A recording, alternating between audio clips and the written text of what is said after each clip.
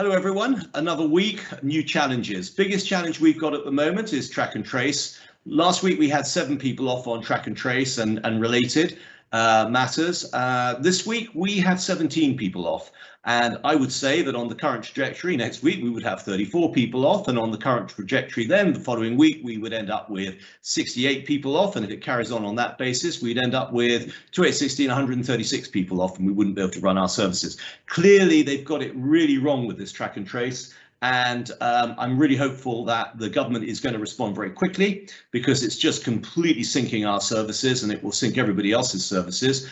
And it's the worst thing is that it's actually encouraging people to switch off their NHS app, and I can understand why they would do it, because it's losing credibility for that. So when they will perhaps in the future need the NHS app, it won't work because everybody would have deleted it, because the track and trace thing is not working, is a nonsense, is rubbish. Given the current situation where the intention is to allow everybody to unlock, and where the numbers are going to go through the roof. We've only had one person who has actually tested positive and showed no symptoms. You know, was that? I mean, who knows whether they actually had it or didn't have it. So track and trace is a nonsense, complete nonsense, and we're trying to sort of trying to encourage other people in the sector to actually sort of make the same sort of protestations as we are.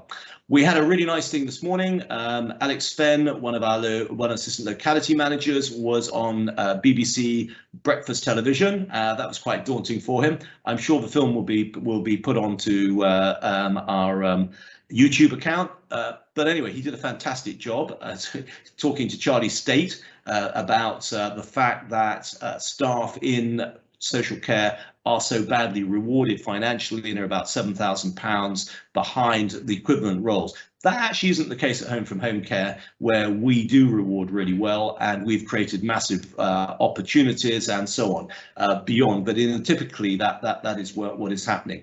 So we've done 979 tests in the last 7 days, which is massive. You know, so that's really good. So we're on top of all of that. Stuff's coming back within 48 hours. Nothing changed there. We're busy recruiting. You know, it's a hard recruiting market, but each month we're ahead on numbers again. So we're feeling much better. We're doing our fast track, which is working really well. We're doing this massive mentoring program, which is terrific. So lots of positive things, basically.